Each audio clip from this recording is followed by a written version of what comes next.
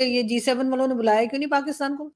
आप किस मुंह से जाना था आपने वहां पे G7 में? मेरा ये क्वेश्चन है भाई, आप किस ब्लॉक से आपका आप चाइना नाराज हो जाता फिर क्या करते? आपके जो वहां से किकबैक्स आने, आपकी कमीशनें आनी है, वो क्या करता फिर अगर आप चले गए? क्योंकि चाइना भी तो G7 में नहीं है, रशिया भी नहीं है उसमें। अमेरिका वाले समझते हैं कि आपको केलों की छिलके दे देनी है, तो आप वैसे साथ हैं, तो आपको G7 में बुलाने की क्या जरूरत? क्यों बुलाएंगे भाई? वो G7 वालों का दिमाग खराब है आपको बुलाने वहां पर तो लोग जाते हैं, वो तो एक बड़ा क्लब है, कुछ देंगे लेंगे, कुछ तरह की चीजें होंगी, जिनकी अकादमीज है। आपके पास किस में जाना था? साइकिल पे जाना था बैठ के आपने? आपके पास जहाजों के पास पेट्रोल तो है नहीं आपके, लंदन और टोरंटो के तो प्रोजेक्ट आपके फंसे पड़े। लेकिन आरजू आपने खैर कहाँ जाना है? मुझे कल किसी ने पूछा, उसने कहा जरा ये बताएं पाकिस्तान किस ब्लॉक में है? मैं कहा पाकिस्तान डॉलर ब्लॉक में, जहां से डॉलर मिलते हैं हम उस ब्लॉक में।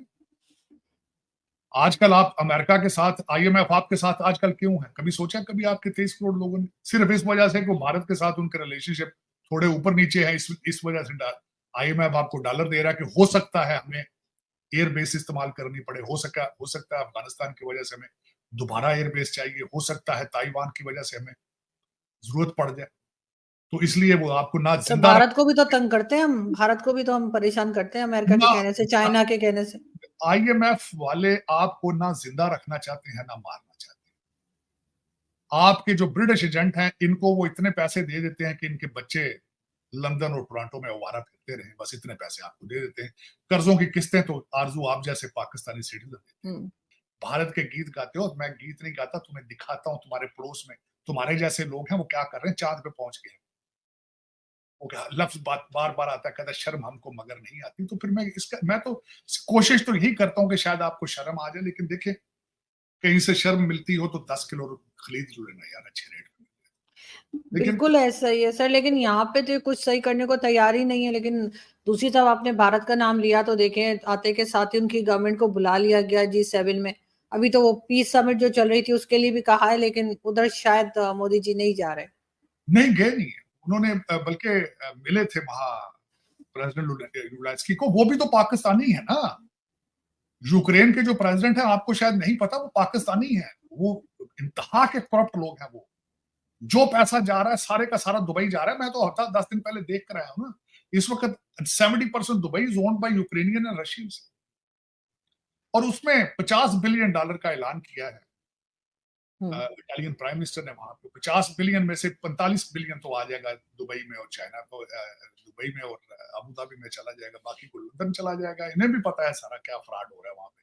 वो यहाँ पे जिस तरह अफगानिस्तान में अफगानी लूटते थे अमेरिकन को, कहा जाता था गोस्ट सोल्जर्स, और रजिस्टरों में नाम भर के दे देते थे, कहते ये सारे फौजी हैं सामने, इनको तनख्वाहें दे दो, गोस्ट सोल्जर। वहां पे गोस्ट बॉम्ब्स हैं, वो बम वहां मौजूद ही नहीं, बम जो है, लेकिन अमेरिकन से वो पैसे ले रहे हैं। अमेरिकन दे रहे हैं क्योंकि आप किकबैक ले रहे हैं। अमेरिका भी पाकिस्तानी बन चुका है अगर देखा जाए करप्शन में।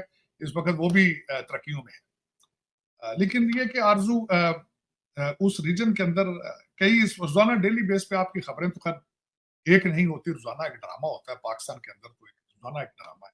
कोई बिल्कुल ऐसा ही ऐसा है। लेकिन कोई सर आपने अभी G7 में भी देखा कि जो अमेरिकन प्रेसिडेंट है वो कभी इधर निकले जा रहे थे, कभी उधर निकले जा रहे थे, उन्हें पकड़ पकड़ के लाया जा रहा था। ऐसे कैसे वो गवर्नमेंट चला रहे हैं? उनके बेटे को भी सुना है सजा हुई है। इस वक्त गवर्नमेंट जो है बराक ओबामा चला रहे हैं पिछले 12 साल से। यहाँ पे अमेरिका के अंदर जो व्हाइट लिबरल हैं, they are in love with Obama. वो पिछले 12 साल से एस्टेब्लिशमेंट को, डिपार्टमेंट ऑफ जस्टिस को, एफबीआई को कंट्रोल वो कर रहे हैं। और अमेरिकन खुश हैं इस चीज पे। उनको इसी तरह की तो एक पपट चाहिए थी जिस तरह का जो बाइडन है, कभी सीढ़ियों से गिर जाए, कभी स्टेज से गिर जाए, ताकि ओबामा अपना एजेंडा जो है इम्पोज कर सके। आपके इतला के लिए अर्ज है कि यहाँ से 100 मील के फासले पे क्यूबा में रशियन सबमरीन भी आ चुकी है और शिप्स भी आ चुकी है, और यहाँ पे सीएनएन पे कोई खबर नहीं उसकी। इसको कहते हैं फिफ्थ जनरेशन वॉर, जो बाजवा साहब अक्सर अपने लफ्जों में कहते थे, फिफ्थ जनरेशन वॉर, कि दुश्मन 100 मील के फासले पर आ जाए लेकिन खबर ना दें, लोगों को ना बताएं। लोग यहाँ फादर्स डे सेलिब्रेट कर रहे हैं, लोग यहाँ पे बाइडन साहब और दूसरी गवर्नमेंट कहती है which inflation, there is no inflation. कौन सा कहते हैं economy is doing well, economy is fine. 100 मील के फासले पे खड़ा है इस वक्त रशिया। यहाँ एटॉमिक उनकी सबमरीन आ चुकी है, एटॉमिक। यहाँ पे इन्होंने थोड़ा सा किसी ने कहते हैं एटॉमिक सबमरीन है लेकिन उसके अंदर एटम बम नहीं है, ये इन्होंने कहा। तो ये दर हकीकत इस तरह यहाँ भी यही हालत है। ये भी फ्री फॉल पे है और इनको कोई अंदाजा नहीं है कि अमेरिका का फ्यूचर क्या। 200 पुलिस ऑफिसर हर महीने रिजाइन कर रहे हैं न्यूयॉर्क सिटी में। $11,000 पर कैपिटा इन कैपिटा से मुराद है न्यूयॉर्क सिटी के हर जो सिटीजन है उसको $11,000 खर्चा आ रहा है एक इलीगल को होटलों में जगह रख के। अपने लोग होमलेस है तो इलीगल एलियंस को ला के तो होटलों में 5 स्टार होटलों में ठहरा रहे हैं, 3 वक्त का खाना दे रहे हैं, लॉन्ड्री करा रहे हैं, उनकी $1,000 जेब खर्च किया जाए। तो दर हकीकत जब कौमें जो माजी में अगर मैंने जो देखा है आरजू, उसमें सबसे बड़ी बात यह है कि जब भी कौमें या सिविलाइजेशन या कंट्रीज इकोनॉमीज तबाह होती हैं तो बाहर से हमले नहीं होते, अंदर से लीडर ऐसे पैदा हो जाते हैं। आपको तो आप इस मामले में खुशकिस्मत है कि आपको तो लीडर मिले ही नहीं 76 साल। लेकिन जहां पे अमेरिका जैसे मुल्कों में जहां लीडर पैदा होते हैं लेकिन सोशलिस्ट और कम्युनिस्ट माइंडसेट के जब लोग आ जाते हैं तो फिर वो कंट्री में यही करते हैं कि जिस तरह बहादुर शाह जफर ने कहा था कि हनूज दिल्ली दूरस्त, उसी तरह आज ओबामा भी ये कह रहे हैं हनूज रशिया दूरस्त। वो 100 मील के फासले पे आ चुके हैं। वो कहते हैं नहीं, वो बहादुर शाह जफर ने उसने कहा था, या रंगीला था मेरे ख्याल बहादुर शाह जफर ने, उन्होंने कहा था रक्स जारी रखा जाए, रक्स जारी रखा जाए, हनूज दिल्ली दूरस्त।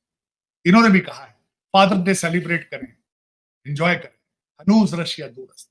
और लेकिन सर हमारे यहाँ भी वाकई में लीडर तो खैर कभी रहे ही नहीं पाकिस्तान में, लेकिन नहीं, लास्ट में आपके लीडर है ही नहीं। उसकी वजह ना सियासी पार्टियां हैं ना जमहूरियत है, और लीडर तो फिर जमहूरी पार्टियों से पैदा होते हैं। आपकी कौन सी जमहूरी पार्टियां, तीनों की तीनों आपकी एस्टेब्लिशमेंट के बतन से पैदा हुई, सारी फौजियों ने बनाई। वो फौजी माइंडसेट ने सारे आपके पॉलिटिकल लीडर बनाए हैं, तो किस किस्म के बनाते हैं जो आपके पास बैठे? बता दें, कुछ चैलेंज कर ले मुझे कि नहीं जी ये फौजियों ने नहीं बनाए, बताया ना। भुट्टो सबसे बड़ा अयूब खान को डैडी बुलाता था, वो कहते थे मेरे डैडी है। ये जो मुर्शद जेल में बैठा है इसने भी कहा था बाजवा साहब कौम के बाप है। इससे बड़ा जमहूरी, कहते थे बाजवा साहब से बड़ा जमहूरी जर्नैल मैंने देखा ही नहीं है। ये मुर्शद के अल्फाज है।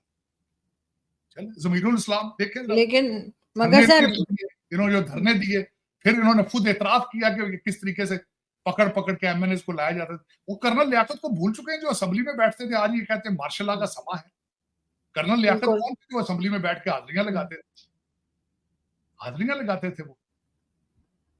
चले सर ये लोग तो सब इसी तरह से। लेकिन सर लास्ट में मैं ये जरूर पूछूंगी कि भारत की नई गवर्नमेंट आई है, आपको लगता है भारत के पास लीडर हैं, या मोदी जी को आप समझते हैं कि वो इतने स्ट्रॉन्ग लीडर हैं कि सब उनकी तरफ देखें? आरजू, भारत के अंदर कोई एक लीडर नहीं ना, भारत तो भरा पड़ा लीडरों के साथ। गांधी जैसा लीडर कोई है मेरे ख्याल में एक भी नहीं है। उसको नेहरू देखे, बहुत बड़ा लीडर था। उसके बाद लाइन लगी पड़ी है उनके पास लीडरों की। वाजपेयी है उनके पास, देसाई है उनके पास, मोदी है, क्या नहीं देखे ना। सारे के सारे भारत के अंदर मरे हैं। अब आपका रवाज है वो रहता है पाकिस्तान में, सारे तो लंदन वासी हैं भाई।